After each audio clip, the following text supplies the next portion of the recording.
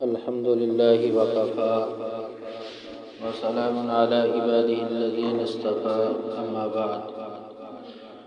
فأعوذ بالله من الشيطان الرجيم بسم الله الرحمن الرحيم سورہ بقرہ 186 نمبر آیت اللہ تبارک و تعالی ارشاد فرماتے ہیں وَإِذَا سَأَلَكَ عِبَادِي أَنِّي فَإِنِّي قَرِيبٌ أُجِيبُ دَعْوَةَ الدَّاعِ إِذَا دَعَانِ فَلْيَسْتَجِيبُوا لِي وَلْيُؤْمِنُوا بِي لَعَلَّهُمْ يَرْشُدُونَ۔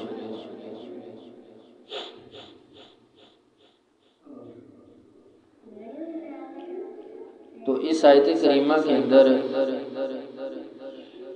اللہ تبارک و تعالی نے ارشاد فرمایا کہ اے نبی جب تم سے لوگ میرے بارے میں سوال کریں وَإِذَا سَأَلَكَ عِبَادِي أَنِّي فَإِنِّي قَرِيبٌ، میرا بندہ میرے بارے میں سوال کرے تو کہہ دینا کہ میں اس کے قریب ہوں، میں دور نہیں ہوں۔ أُجِيبُ دَعْوَةَ الدَّاعِ إِذَا دَعَانِ، جب وہ مجھے پکارے گا، مجھ سے دعا کرے گا تو اجیب، تو میں اس کو قبول کروں گا۔ یہ نہیں کہ میں سنوں گا بلکہ ساتھ قبول بھی کروں گا۔ تو اس آیت کے اس حصے کے اندر ان لوگوں کا اس باطل عقیدے کا رد ہو جاتا ہے کہ جو بندہ یہ سمجھتا ہے کہ میں بہت بڑا گنہگار ہوں، میری تو اللہ تعالیٰ سنتا نہیں ہے، یا میری کیسے سنے گا، میری کیسے قبول ہوگی، یہ سوالات اس کے ذہن میں آتے ہیں۔ بلکہ اللہ تعالیٰ تو سب کی سنتے ہیں، گنہگار ہو یا دوسرا کوئی۔ لیکن یہ ہے کہ وہ اللہ تعالیٰ کو پکارے، اللہ سے دعا کرے۔ فَلْيَسْتَجِيبُوا لِي وَلْيُؤْمِنُوا بِي لَعَلَّهُمْ يَرْشُدُونَ، اور پھر اس کے حکم کو بجا لائے، اللہ کے حکم کو مانے، اللہ کے سامنے اپنی مناجات، دعاؤں کو، مشکلات کو رکھے۔ وَلْيُؤْمِنُوا بِي، اور اللہ پر ایمان لائے۔ اللہ پر ایمان لانے سے مراد کہ وہ کسی دوسرے در پہ نہ جائے، لوگوں سے نہ مانگے، لوگوں کے سامنے اپنی مشکلات کو، چیزوں کو نہ رکھے کہ وہ لوگ حل کریں گے، بلکہ اللہ تعالیٰ کے سامنے جائے، اللہ سے مانگے۔ اور اللہ تعالیٰ فرماتے ہیں آخر پر کہ جو ایسا کرے گا وہی ہدایت پائے گا، وہی ہدایت کے راستے پر ہوگا۔ تو میرے محترم سامعین کرام، اس آیت کریمہ میں یہ بات واضح ہو جاتی ہے، جس طرح نبی اکرم صلی اللہ علیہ وسلم مکی دور میں ایک دفعہ آپ رات کے حصے میں باہر نکلتے ہیں تو دیکھا کہ سیدنا ابو بکر رضی اللہ تعالی عنہ اپنا نماز پڑھ رہے تھے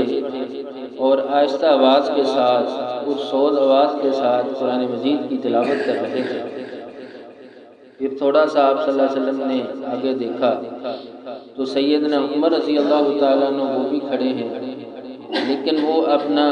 جارحانہ انداز کے ساتھ، بلند آواز کے ساتھ قرآن مجید کی تلاوت کر رہے تھے۔ تو صبح کو آپ صلی اللہ علیہ وسلم نے دونوں اپنے ساتھیوں سے سوال کیا، سیدنا ابوبکر رضی اللہ تعالیٰ عنہ سے پوچھا اور سیدنا عمر سے بھی پوچھا۔ سیدنا ابوبکر رضی اللہ تعالیٰ عنہ کہنے لگے میں نے قرآن اس لیے آہستہ آواز سے پڑھا وَنَحْنُ أَقْرَبُ إِلَيْهِ مِنْ حَبْلِ الْوَرِيدِ، کہ اللہ تعالیٰ تو میرے بہت زیادہ قریب ہے،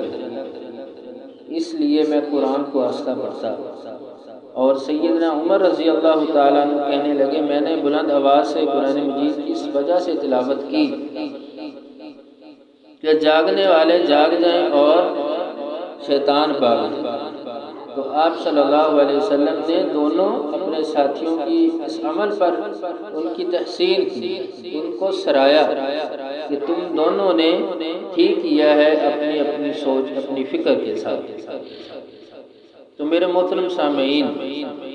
جب بندہ اللہ تعالیٰ سے مانگے، دعا کرے، وہ جس انداز سے کرے، کچھ مواقع ایسے ہوتے ہیں جہاں اللہ تعالیٰ کو اونچی پکارا جاتا ہے۔ حج عمرے میں تلبیہ کہنا، عیدین کی تکبیرات کہنا، اسی طرح جہاد میں اللہ اکبر کا نعرہ بلند آواز سے لگانا، اور آہستہ آواز میں بھی اللہ تعالیٰ کو پکارا جا سکتا ہے، دعا کی جا سکتی ہے، دونوں صورتوں میں۔ تو کچھ ایسے مواقع، کچھ ایسے اوقات کہ جن کے اندر اللہ تعالیٰ سے دعا کی جائے، اور صلی اللہ علیہ وسلم نے فرمایا کہ اللہ تعالیٰ اس دعا کو رد نہیں کرتے۔ سیدنا ابو امامہ بحلی رضی اللہ تعالیٰ عنہ بیان کرتے ہیں کہ میں نے رسول اللہ صلی اللہ علیہ وسلم سے سوال کیا، پوچھا کہ میری دعا کس وقت سنی جائے گی، کون سا اچھا وقت ہے؟ تو آپ صلی اللہ علیہ وسلم نے فرمایا جوف اللیل الآخر ودبر الصلوات المکتوبات، رات کا آخری حصہ اور فرض نمازوں کے بعد کی گئی دعا اللہ تعالیٰ سنے گی، اللہ تعالیٰ اس کو رد نہیں کرے گی۔ یعنی یہ وہ وقت ہے کہ جس کے اندر بندہ اللہ سے دعا کرے گا، فرض نماز پڑھی ہے، اللہ سے دعا کرے، ذکر و اذکار کرے، بیٹھے، اسی طرح رات کے حصے میں جاگے اور اللہ سے دعا کرے تو اللہ تعالیٰ اس دعا کو سنے۔ اور دوسرا وقت جمعہ کے دن ایک خاص گھڑی کا ہونا، ایک خاص وقت کا، جس میں آپ صلی اللہ علیہ وسلم نے فرمایا کہ دعا رد نہیں ہوتی۔ فیہ ساعۃ لا یوافقها عبد مسلم وهو قائم یصلی، یہ جمعہ کے دن ایک گھڑی ہے، ایک وقت ہے کہ جس کے اندر آپ صلی اللہ علیہ وسلم نے فرمایا بندہ اللہ سے کے سامنے کھڑا ہوتا ہے، نماز پڑھتا ہے، دعا کرتا ہے، یسأل اللہ تعالی شیئا، پھر اللہ تعالیٰ سے کچھ بھی، کسی چیز کا بھی سوال کرتا ہے، الا آتاہ، تو اللہ تعالیٰ وہ چیز اس بندے کو عطا کرتا ہے۔ وَأَشَارَ بِيَدِهِ يُقَلِّلُهَا، پھر آپ صلی اللہ علیہ وسلم نے اپنے ہاتھ سے اشارہ کیا کہ وہ وقت تھوڑا ہے، قلیل ہے۔ اب وہ وقت ہے کون سا؟ راجح قول کے مطابق کہ جمعہ کے بعد سے لے کر مغرب کی اذان تک وہ وقت ہے، یا عصر سے لے کر مغرب تک وہ وقت ہے۔ اس وقت کے اندر جو بندہ اللہ تعالیٰ سے دعا کرے گا، اللہ سے کوئی بھی سوال کرے گا، تو آپ صلی اللہ علیہ وسلم نے فرمایا آتاہ، اللہ تعالیٰ وہ چیز اس بندے کو عطا کر دے گا۔ اور اس طرح سیدنا ابو ہریرہ رضی اللہ تعالیٰ عنہ بیان کرتے ہیں کہ رسول اللہ صلی اللہ علیہ وسلم نے فرمایا ينزل ربنا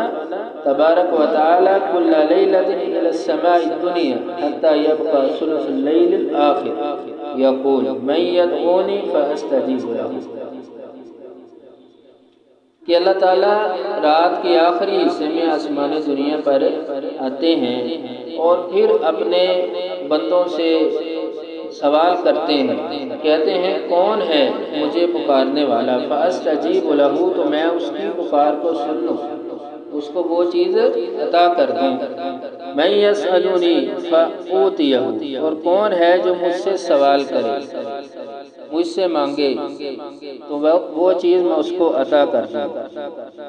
من یستغفرنی فاغفر له، اور کون ہے جو مجھ سے مغفرت بخشش طلب کرے،